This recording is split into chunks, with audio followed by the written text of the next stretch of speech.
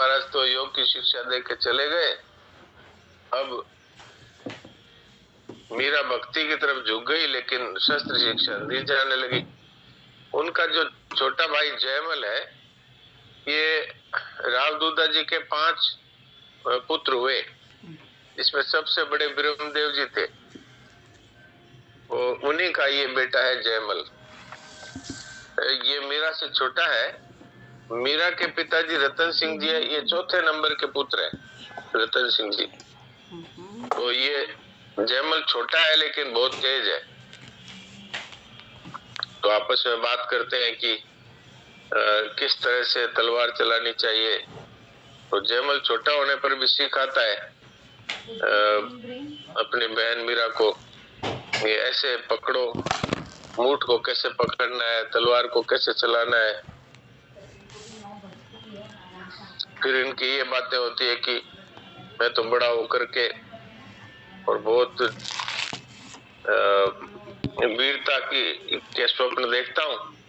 अगर कोई हमारी प्रजा को कोई तकलीफ देता है, ऐसे जो डाकू चोर इत्यादि है, उनको दंड देने के लिए मैं हर समय तैयार रहूंगा। और कोई हमारे राज्य पर आक्रमण करे तो मैं अपने अंतिम सांस तक किस तरह से लड़ूंगा। तो ऐसे बात में ये बात आ गई कि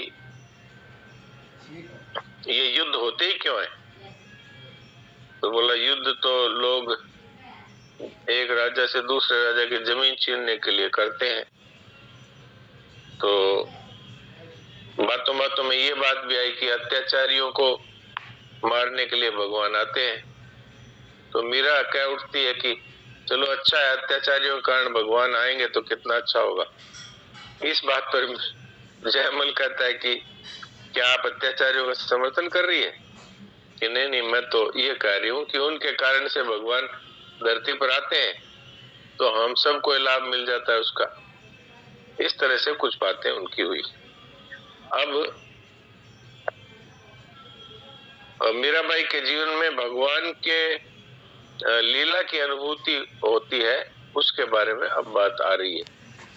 मीरा चरित्र का पेज नंबर 57 है और लीला अनुभूति और अभिव्यक्ति यहाँ से अभी पढ़ेंगे। हाँ नंदिनी पढ़ो। नारायण प्रणाम। मीरा ने शीघ्र ही शस्त्रास्त्रों और अश्वचालन की आवश्यक योग्यता ग्रहण कर ली। अब वह अधिक समय श्याम कुंज में बिताने लगी। पूजा के पश्चात वह सुनी और पढ़ी हुई लीलाओं के चिंतन में खो जाती। वर्षा के दिन थे, चारों ओर हरितिमा छाई हुई थी।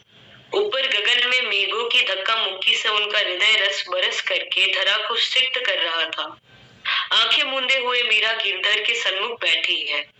बंद नयनों के सन्मुख उमड़ती हुई कालिंदी के जल में एक हाथ से भरी हुई मटकी को थामे बैठी है।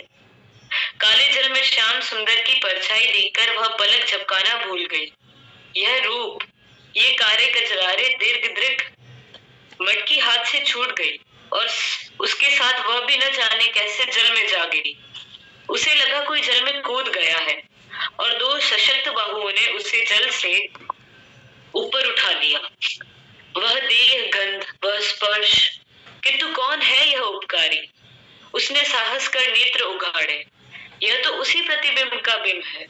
वह उसे उठाए हुए घाट की सीढ़ियां चढ़ता हुआ उसकी ओर देख रहा था।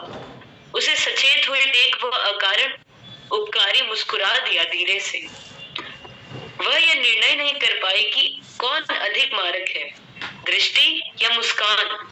निर्णय हो भी कैसे? बुद्धि न जाने कहाँ लोप हो गई। लज्जा ने देह जड़ कर दी और मन, वह हत्यारा, उसकी बात न पूछो। न जाने किस जन्म का बैर लिया, अपना स्थान छोड़कर उन बड़ी बड़ी आंखों में जा समाया। ऐसे कैसे जा गिरी जल में? लाज के मारे जीभ खुलती ही न थी। कैसे, क्या कहे? शीला के सहारे उसे बैठाकर वे घड़ा निकाल लाए जल से। समीप रखते हुए बोले, थोड़ा विश्राम कर ले, फिर मैं घड़ो उठवाए दूंगा। कहाँ नाम है री तेरो? बोलेगी ना है? मुंह पे रुष्ट है? भूख लगी है का? तेरी मैया ने कछु खवायो नाही? ले मुंह पे फल है, खाएगी? उन्होंने पेट से बड़ा सा अमरूद और थोड़े जामुन निकालकर मेरे हाथ पर धर दिए। लेखा, मैं क्या कहूँ, मन, प्राण, देह सब अवश हो गए थे। उनकी बातों के उत्तर में केवल 2 आंसू ढुलक पड़े नेत्रों से। अरे तू रोवे क्यों है? रोवे मत ना, मुझसे सहियो ना जाए। अपने हाथ से मेरे मुख पर लटकती केशों की लटकों एक और कर अति स्नेहपूर्ण स्वर में आग्रह किया, बोलेगी ना है मुझसे? मेरे होठ